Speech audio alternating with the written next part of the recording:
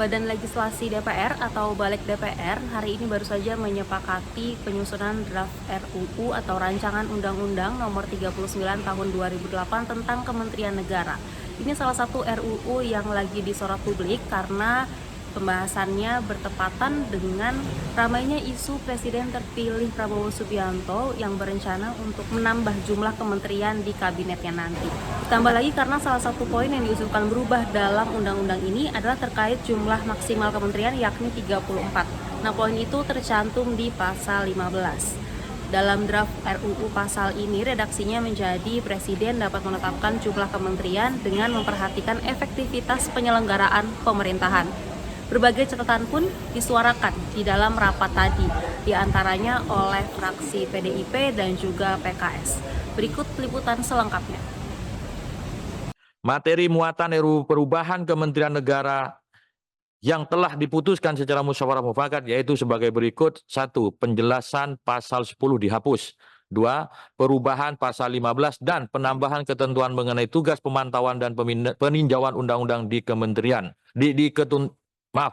Penambahan ketentuan mengenai tugas pemantauan dan peninjauan undang-undang di ketentuan penutup. Adapun draft perubahan RUU Kementerian Negara sebagaimana yang telah disampaikan kepada Bapak Ibu anggota. Yang terhormat pimpinan anggota Badan Legislasi dan hadirin yang berbahagia. Panja berpendapat bahwa RUU tentang perubahan atas Undang-Undang Nomor 39 Tahun 2008 tentang Kementerian Negara dapat diajukan sebagai RUU usul inisiatif DPR RI. Namun demikian, Panja menyerahkan keputusan kepada Pleno apakah RUU yang telah dihasilkan oleh Panja dapat diterima.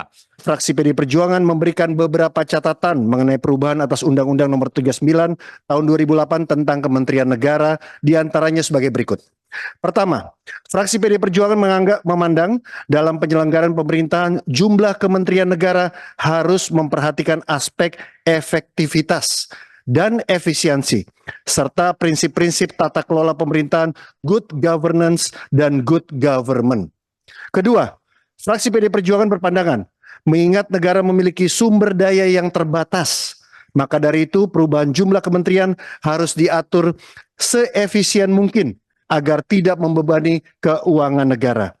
Ketiga, fraksi PD Perjuangan memandang perlu pengaturan terkait pemantauan dan peninjauan oleh DPR terhadap pelaksanaan Undang-Undang Kementerian Negara sebagai bentuk check and balance antara eksekutif dan legislatif sehingga roda pemerintahan dapat berjalan dengan baik. Keempat, fraksi PD Perjuangan berpendapat dalam penambahan kementerian dalam pasalnya tersebut harus menambahkan syarat dan ketentuan tertentu. Di antaranya kemampuan keuangan negara, setiap kementerian lembaga wajib memiliki indikator kinerja yang dapat dinilai efektivitasnya. Dan yang kelima, fraksi PD Perjuangan berpandangan perlu dimasukkan penjelasan terkait kemampuan keuangan negara.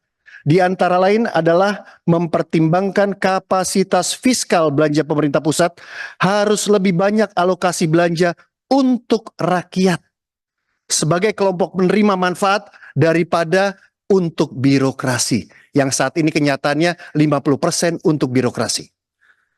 Saudara pimpinan, anggota DPR RI dan hadirin sekalian, berkaitan dengan pembahasan perubahan atas Undang-Undang Nomor 39 Tahun 2008 tentang Kementerian Negara, maka fraksi PD Perjuangan DPR RI menyatakan sikap menyetujui perubahan atas Undang-Undang Nomor 39 Tahun 2008 tentang Kementerian Negara dibahas pada tingkat selanjutnya. Yang kedua, substansi pembahasan kita terkait dengan pasal 15 yang pada undang-undang yang lama disebutkan pada Undang-Undang 15 Nomor 39 2008 jumlah keseluruhan kementerian sebagian maksud pasal 12, pasal 13, pasal 14 paling banyak 34.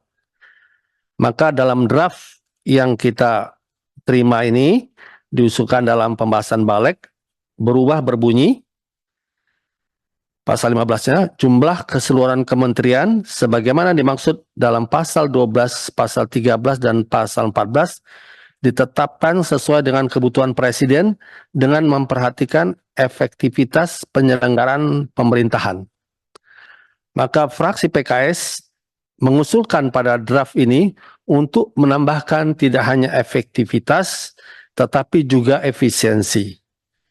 Sehingga pasal tersebut berbunyi,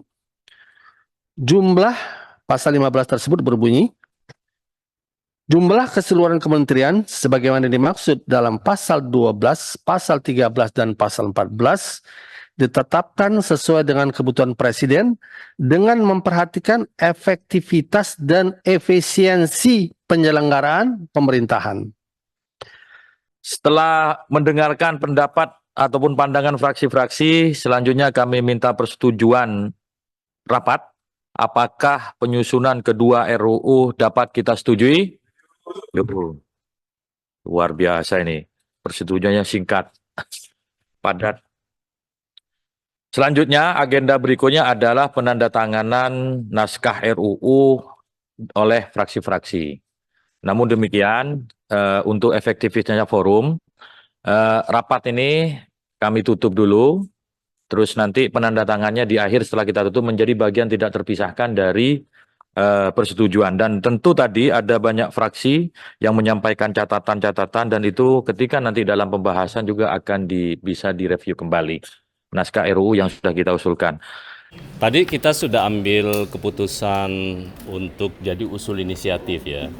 Jadi revisi Undang-Undang Kementerian Negara sudah diputuskan untuk menjadi RUU usul inisiatif DPR. Catatan-catatan tersebut akan kembali dibahas ya Pak? Iya, pasti akan tetap dibahas nanti. Karena kan nanti ini baru usulan draft inisiatif. Nanti akan kita bahas bersama dengan pemerintah. Kita menunggu nanti Presiden bisa mengirimkan supresnya dan wakilnya siapa menteri yang ditunjuk untuk membahas ini. Dan kita akan melihat nanti sikap itu. Fraksi-fraksi pasti akan tetap, tapi saya melihat bahwa poin-poin penting adalah bukan soal jumlahnya, tapi menyangkut soal efisiensi dan efektivitas sebuah pemerintahan dalam kabinet yang akan datang itu bisa berjalan. Dan kita berharap, saya yakin juga nanti pada prinsipnya siapapun pemerintahannya, termasuk presiden terpilih, tentu akan mempertimbangkan berbagai macam aspek dan menyesuaikan dengan visi misi yang bersangkutan. Waktunya kapan sih Pak selanjutnya? Belum, masih cukup panjang. Kita belum tahu kapan diparipurnakan, kemudian menunggu draft supresnya, kemudian itu kan harus dibacakan lagi di paripurna. Kemudian ditugaskan ke siapa, apakah ke Balik lagi atau mungkin di AKD yang lain, kita belum tahu.